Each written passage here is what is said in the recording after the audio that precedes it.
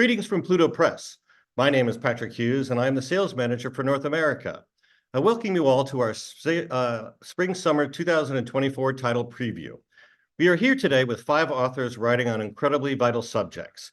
These books embody the unique Pluto Press perspective that speaks truth to power, reveals hidden histories of the world, and helps strengthen resilient communities.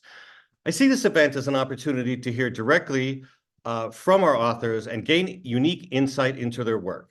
But before we get started with the presentations, I'd like to introduce Virasami Selbach, Managing Director of Pluto Press, who will say a few words about our publishing company.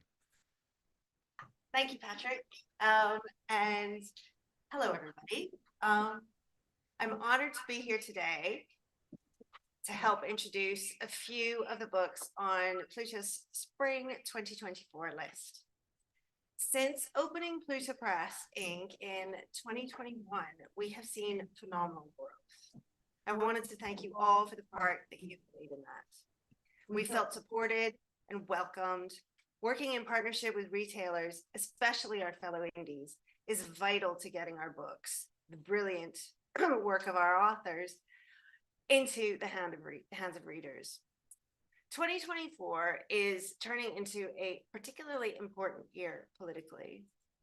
Even as we witness the heartbreaking devastation in Palestine, the threat of more war, and elections taking place all over the world, we're proud to be publishing a list of books that speaks directly to the issues that we're all grappling with.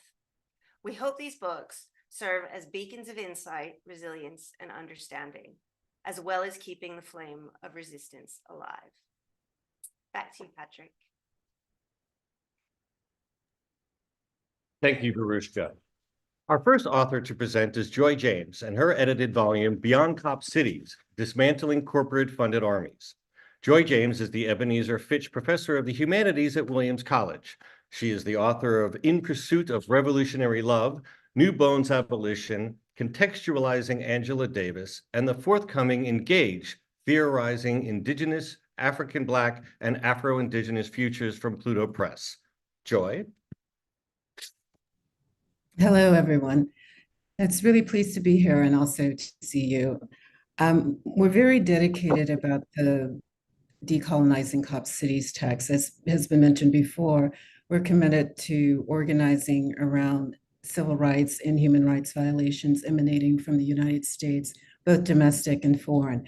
In this particular text, Decolonizing Cop Cities, we see the convergence of both. That NYP, New York Police Departments, the Atlanta Police Department, APT, increasingly in the US, cities are having their urban policing be informed and shaped by international and militarized policing. So Beyond Cop Cities is a project that we've been working on for about a year, and how some 40 to, the numbers are varying, but some 40 to 50 cities have now engaged in militarized policing. Our understanding of this phenomenon emerging in the United States is shaped to or tied to the 2020 protests around the killing of George Floyd by a police officer. The protests were massive, they were global, and we found out that more repression has followed since those protests. Police departments have received more funding, and also they've killed more civilians. So one of the things in our attempts last year is to create pamphlets, Decolonize Cop Cities, which is a brief, I would say about 40% of what is actually in the book that's forthcoming with Pluto, but to talk about what militarization looks like and what organizing and resistance might look like. In expanding the book, though, we've also decided with the title and Beyond Cop Cities that we have to talk about incarceration in prisons, and we also have to talk about death penalties inside the United States. So the text that we've added has included works by Rashid Johnson, who was recently released from a hunger strike but still incarcerated, who writes about the way in which certain prisons in the United States cultivate racial or racist gangs to attack other prisoners. We also have Mumia Abdul-Jamal, who is someone that we're dearly connected to, a beloved, right, that we visited and we organized with. He's also a contributor. Another asset or addition to the text would be Black Power Media, where the interviews from Black Power Media have been transcribed. So one of the few interviews with Belkis Tehran, who is the mother of Tortuguita, who was shot 57 times by Atlanta or Georgia troopers in Atlanta as an environmentalist who was protesting, that these collection of stories and narratives we find work well together in explaining the trajectory of US policing, the militarization, and how different sections of the community resist that kind of predatory violence. I would last ask, and maybe we could ask a few questions or talk about a few things. I would last add to this would be the importance of making connections with international communities. So we've produced a pamphlet, we've produced bookmarks, we've shared them with academics, with grad students. It's actually grad students who asked me to go to Atlanta and meet with forest protectors, and that sparked some writing on our part. So it's academics, it's activists, it's organizers, it's Black communities that will be most vulnerable to predatory violence coming from militarized policing. But in the international component, we also are finding that there's interest in the text. The Stephen Lawrence Center, students who are at Oxford, feminists in Guadalajara in Mexico. And so even though this will only be in an English edition, we do find that there's a shared vulnerability of communities around the globe with this hyper-militarization of policing, and therefore shared attempts to have analyses that are productive in terms of resistance. Well, thank you very much. I'm very honored that Pluto Press is working with you on this project. So just to, what lessons can grassroots activists apply from the Stop Cop City mobilizations in Atlanta? I'm especially interested in how the insult of placing this police facility on the site of historic prison human rights violations is motivating the resistance. Right. So the Wilani land was originally indigenous land. I mean, we have a history of colonization, which is why Decolonized Cop Cities was the title, or is the title of the pamphlet. We've distributed some 2,000 copies of that. So indigenous land then becomes a plantation, then becomes a prison farm, then becomes adjacent to a Black working class community that is being gentrified, so that real estate is more important than people, and the ability to have people with means come into neighborhoods, take land, take houses, repurpose them, drives up homelessness, drives up desperation. And when we say beyond cop cities, we're talking about the fabric of social life, not the single force of police predatory violence. And so the impact of this in a Black working class neighborhood will be different forms of precarity, especially for Black teens being so close to a militarized zone where people are using international techniques. We will say ABD, NYPD, both trained with the IDF, that when you see Black people, you see war, or you see threat or precarity. And so the aggression will increase, the land base for working class people will diminish, and the dishonor and the danger of imprisonment, if not an early grave, becomes, the imperatives that we organize around. But again, it's not just in Atlanta. So that's why we're saying beyond cop cities in Atlanta. And actually, as I mentioned before, we see how intermingled US domestic policy and foreign policies are. Well, this is really an important project. Thank you for allowing Pluto Press to publish. Our second author is Mike Wendling, and his book, Day of Reckoning, How the Far Right Declared War on Democracy. Mike Wendling is a national digital reporter for BBC News based in Chicago. Previously, he was the editor and host of the popular BBC World Service show Trending, which covers social media stories from around the world. In early 2020, he co-founded the BBC News Disinformation Unit. He's reported from across the United States and has spent years investigating the world of online extremism and conspiracy theories. He's the author of Alt-Right, From 4chan to the White House, published by Pluto Press in 2018. Mike? Thanks, Patrick, and hello from Chicago. I want to tell you a little bit about how this book came into being. As Patrick mentioned, I've been covering the far right and the alt-right for years, and I recently noticed a disturbing trend. Conspiracy and paranoia is overwhelming the movement, at the point that the far right, particularly here in the US, is inching ever closer to the mainstream of politics. In some ways, this is a slightly surprising development because after the events of January the 6th, it seemed like the far-right fringes were cast adrift. They were cut off from their social media accounts. They were yoked to a failed outgoing president in the form of Donald Trump. And most Americans were utterly repulsed by the violence that happened that day.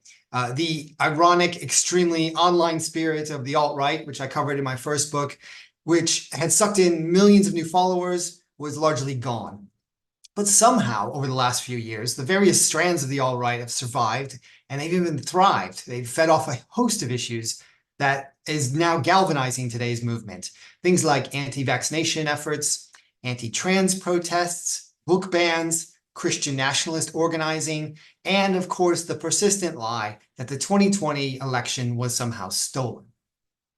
In 2022, I moved back to the US after 2 decades living abroad in order to cover this phenomenon up close. And this book, Day of Reckoning, is the result. I wanted to give curious, politically savvy readers an overview of the movement and its beliefs, and also a sense of what's at stake, the lengths that some people are prepared to go to in order to push their radical agendas.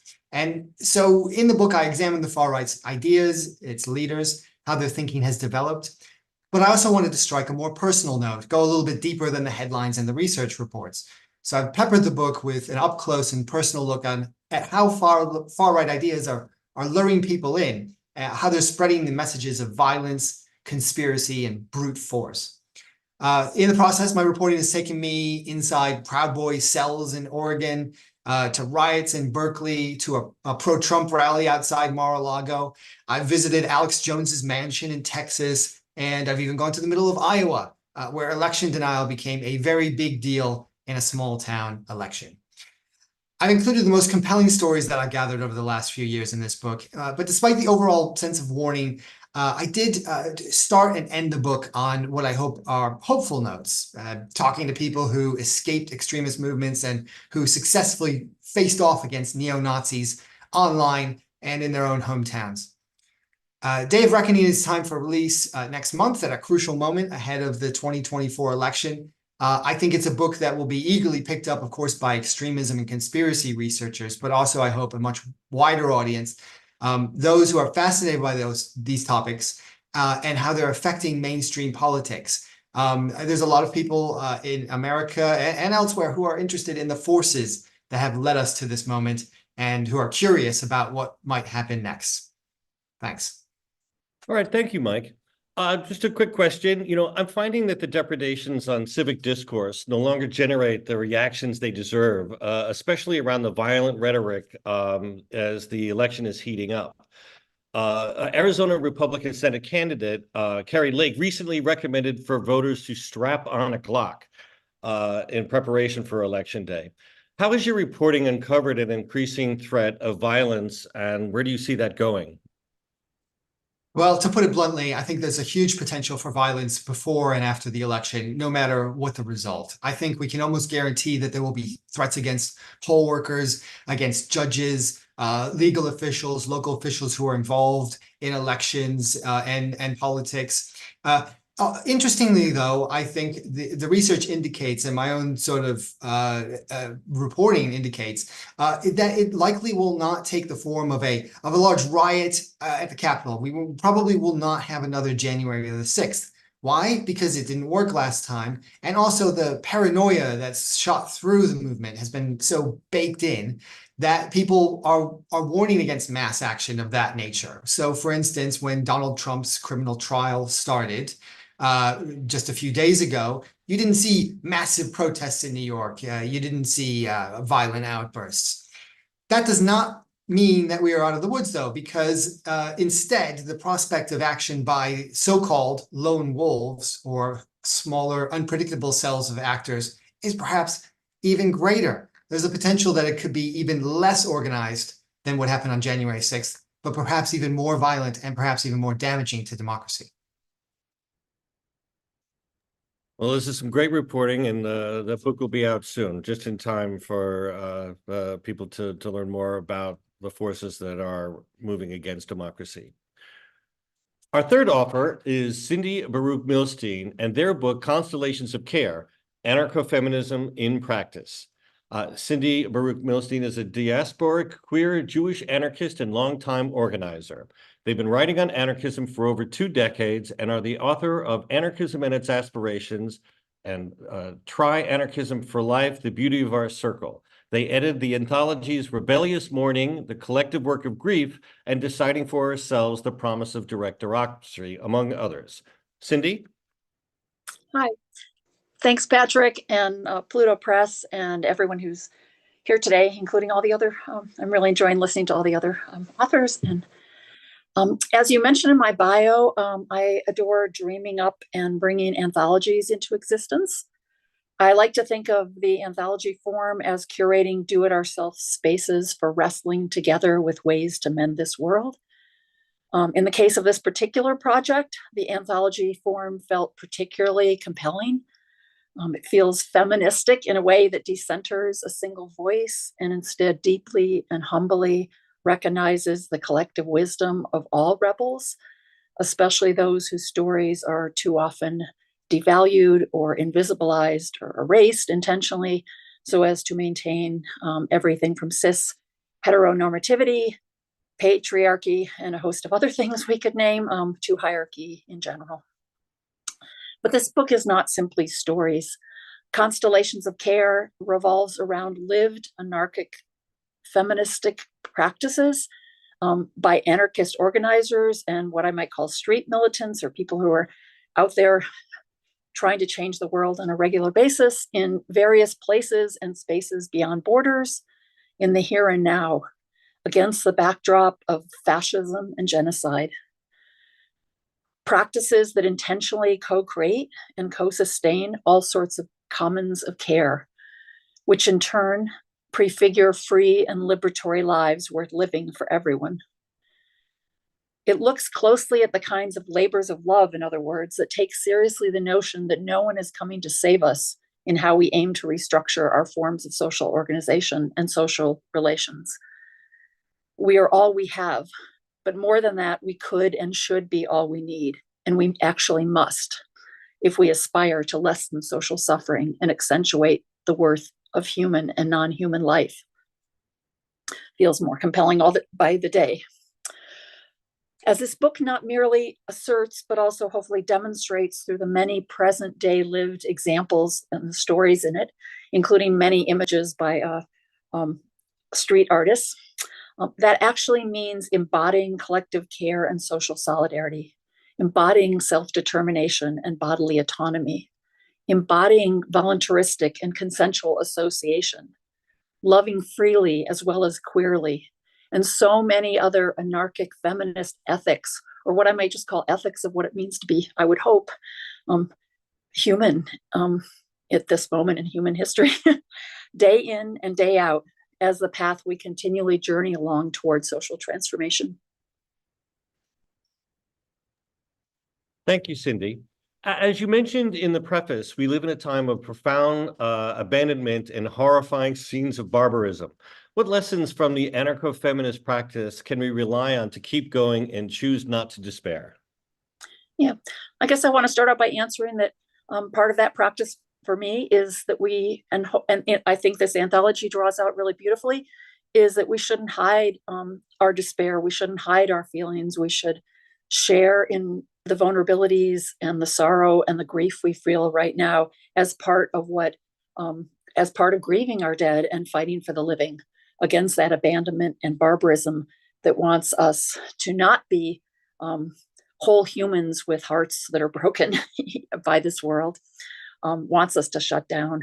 But crucially, I think this book also looks for promise, for cracks. It shows us that those are always there, that nothing is a totality ever, no matter how deeply we move toward fascism. There are ways we can find that promise. It's what I like to think of as sort of everyday anarchism the kind of everyday ways that people, whether they call themselves that or not, autonomously self-organize in their daily lives directly with and for each other.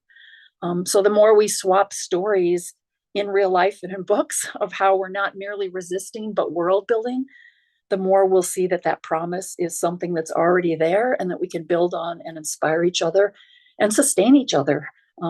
So we can survive in this moment and hopefully thrive beyond it.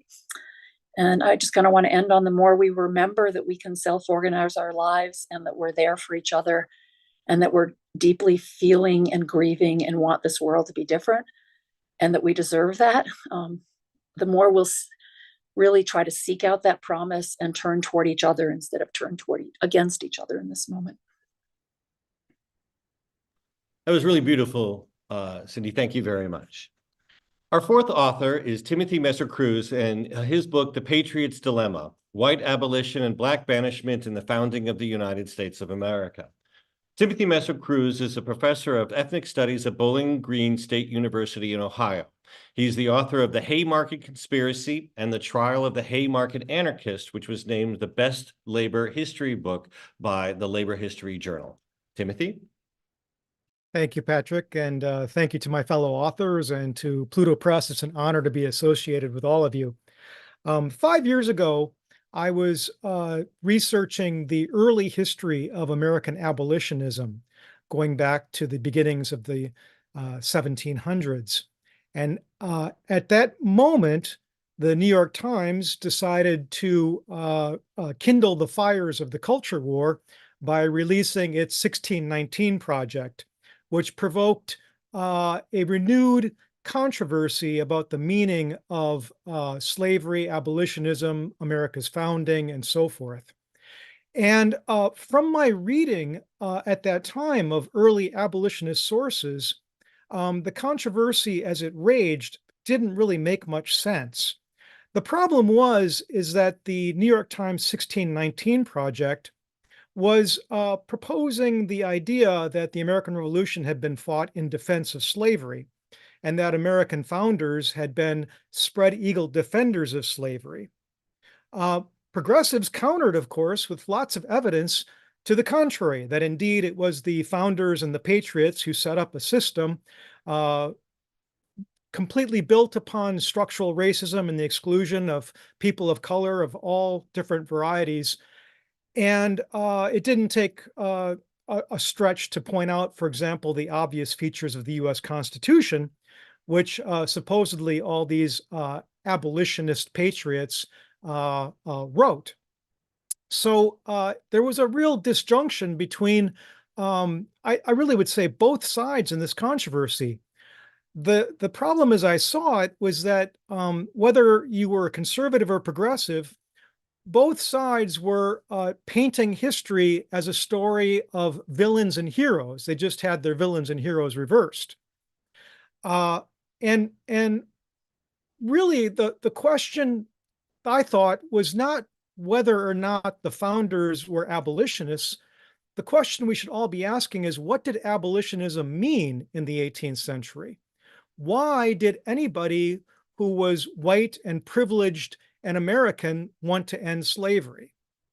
And that was something that my research was bearing upon. And it seemed to me that all the sources were indicating that white abolitionism was a very particular type of abolitionism.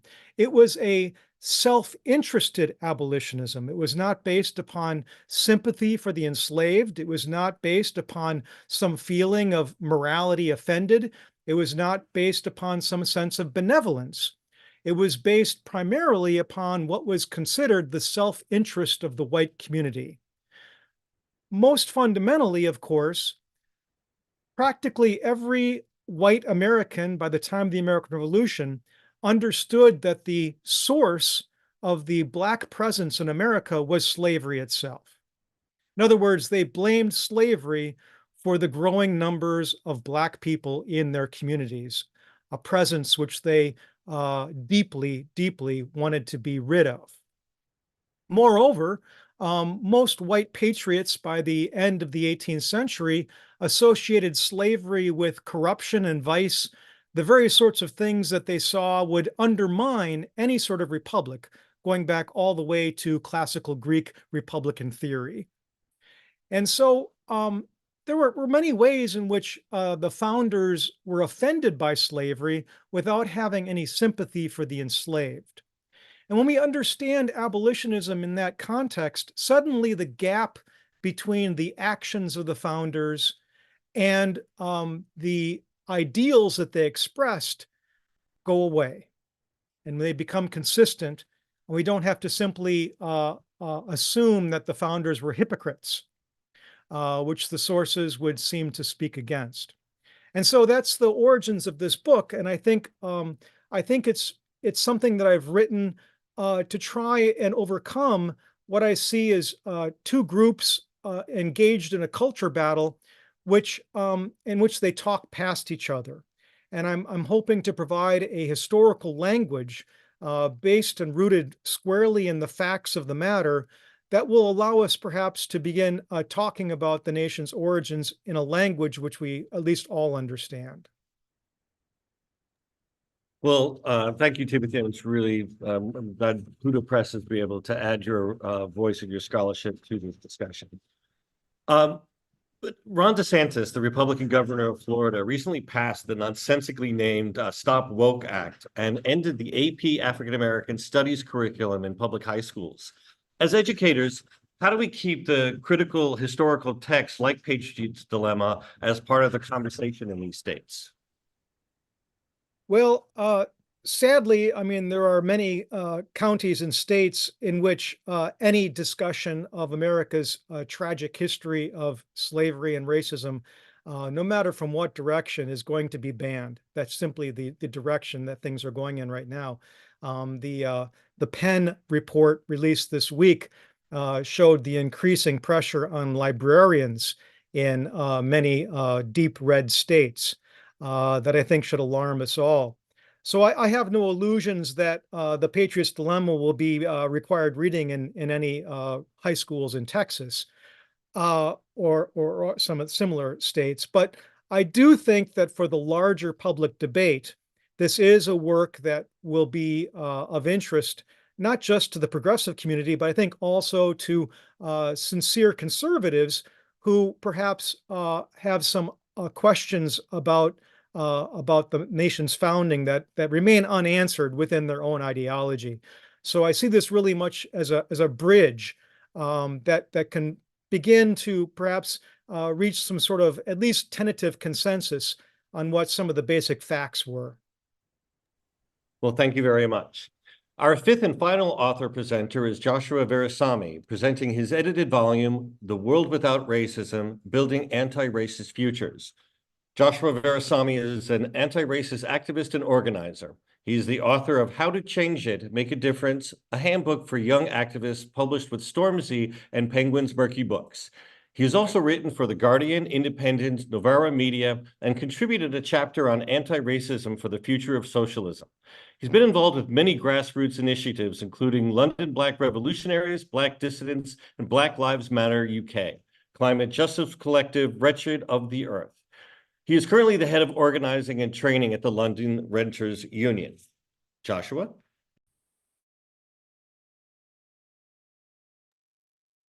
Thanks, and thanks for having me here. And it's an honor to be able to join forces with Pluto because your books are like part of what helped me on my way as like a young activist.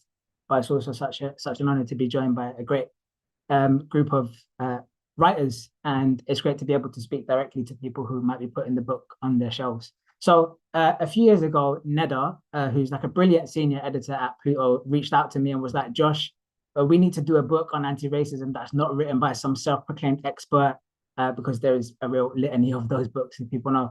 And we need to like shift to platform and movement voices and get activists on the ground to really think about, talk about what are the ideas around anti-racism and what is the praxis, like let's put the praxis from the people onto the shelves. And I was like, great idea, count me in, not really knowing that it's going to be a lot of work and take many years to get here. But it's been an honor and such a learning curve to build this book. And over time, the scope and ambition of the project really grew. And we ended up actually building an edited collection with 10 of the kind of leading movement organizations across Britain talking about how anti-racism informs their work. And the book really distills years, decades of expertise towards an anthology that gives us loads of clues as to how we can take on racial capitalism and win. Because really all we're working with is clues, right? That nobody has the whole holistic answer as to how we can take on racial capitalism and win. It's a very important time, I think, to be talking about how our anti-racist organizing can take a big leap forward. I think for loads of us, we feel like we need to be winning and instituting significant political change. Those of us who were there in 2020, who were on the streets, who were building from then and before, are wondering, how do we take kind of this organizing with BLM, with the pro-Palestine organizing forward, right? And this book is supposed to be one step in taking this conversation forward, a concrete step in taking this conversation forward. It's a book that's supposed to equip people with the tools to take stock of racism today. And that taking stock is thinking with agents of emancipation. So that's an important left tradition. We're trying to live that tradition of doing a conjunctural analysis with people who are actually fighting these forms of racism actively in their communities, in the streets, with their families, with wider movements. So thinking with them as they talk about the terrains they're navigating, but also hearing about the principles and strategies they've distilled over time. And I guess essentially a big part of this book is, how do we catapult from this moment? Like a moment that for a lot of us feels like a retreat, because we are quite embattled. People on this call have spoken about culture wars, and in Britain we know this is a big part of how we're navigating anti-racism, and anti-racism from above, from the kind of counter-offensive of anti-racism from the state is a big reason why we feel embattled. And so how do we leap off from this feeling of retreat is a big part of the book. One of my personal objectives in creating this book is to create an archive of the front lines of anti-racist organizing in Britain today. That's an important thing to do. We don't archive our work enough. And actually, archives of feminist and anti-racist organizing are what many groups in this book have turned to enable them to do good organizing, right? So there's a kind of a cyclical thing here. We need to create those archives to continue to make sure that lessons aren't lost, right? To make sure that lessons are learned. And so that's an important objective. And I think this anthology does that incredibly successfully. But also, a big part of this book is about this idea of causing crises, of creating political opportunity and not always responding. And that's something I'll kind of touch on a bit more. I'm personally very attached to this issue. Obviously, I'm an anti-racist activist and a tenant union organizer. And as a tenant union organizer, working in communities who are dispossessed by the housing system, you're always talking about race and anti-racism. But I can also see how there is a war for the soul of anti-racism. Like I myself have been described as a kind of a controversial anti-racist activist. And, we've got to ask ourselves, what makes an anti-racist activist controversial? There's lots of people being platformed as the right kind of anti-racist activist. And there's a litany of books on anti-racism that, in my opinion, kind of rightfully belong in the self-help section of many stores. And we can see how the establishment does not want to see the strategy of building mass grassroots power around an internationalist, anti-capitalist, anti-racism, as it's espoused in this book, take root. And I think that's really evidence in the fact that this project itself came under a determined attack for it to not succeed. There were actually a series of journalists, of lawyers who worked with. I thought that Patrick was waving at me to say, "Don't talk about this." I think you're like, "Don't talk about it. Don't talk about it." The project itself came under attack from journalists, from lawyers, and from regulatory bodies to kind of put pressure on people who are resourcing this project, because getting 10 organizations to come together to write over a period of years takes resources, and we managed to find resources. And they tried to undermine this project and shut it down, right? That's the kind of pressure that is on anti-racists to try and prevent this kind of radical anti-racism from taking root. So I'm quite committed to making sure that this kind of work get out there and get on shelves and people can access it. In terms of who is this book for, I mean, it's a book for people who want to go beyond the small gestures of anti-racism, who want to go beyond the black squares of 2020 who want to think more critically about how we build powerful anti-racist organizations and a powerful anti-racist movement. This book is very much for activists and organizers, for grassroots organizations and charities. It's for those, as I said, those who are kind of interested in taking up the fight against racial capitalism. So people who are interested in kind of moving beyond small gestures, but also people who are building and who are like, how do we kind of take a big step forward? How do we level up our anti-racism? How do we take this conversation forward? Or, you know, like, I think Keeanga-Yamahtta Taylor's book in the beginning of the BLM moment, that was like, how do we go from Black Lives Matter to Black liberation? This book is, you know, it's in many ways an ode to the idea of how we get to liberation. It's a word that comes up so much across the book. What's a big takeaway? Sorry if I'm speaking really fast. I'm so sleep deprived from having a newborn baby. What's the big takeaway? For me, one of the massive takeaways is that, like, you can feel very despondent and very like apathetic looking at what's going on and the way that, you know, race and racism is still such a powerful structuring force within the world today. It's hard, it's easy to think that not much is happening, but actually this book is a real reminder that the Black radical tradition and anti-racism from below, kind of writ large, is very much alive and kicking. It's happening all around us. There are new strategies, new tactics, principles that have been simmering away, really working themselves out amongst people in reading groups, people doing direct action, people building new systems within their communities. There's lots of stuff happening, and hopefully, I really hope that readers can walk away from this book with tons of lessons from people who are building organizations through struggle, right? This is a book really written by folks who are building organizations through struggle. And the lessons in the book are drawn from failure as well as from success. And I think that's a really beautiful part of this book, is that people are really honest with themselves about how you build movements. And I guess finally, I really hope that the book kind of allows people to have a newfound confidence to use their own activism to unite all those who can be united. That's a really big theme in this book. How can we unite all those who can be united? And that's in the book, we kind of think with Marta Harnacker, who was such an important thinker and activist in the Latin American left, about how can we unite all those who can be united in a wider anti-racist, anti-capitalist struggle. I might have been going on for too long, Patrick. Tell me if I should stop. But I guess that's a really important takeaway for the book. And in terms of, yeah, maybe I'll stop there. I really appreciate your words and your time, and I thank you for being here, even with the newborn.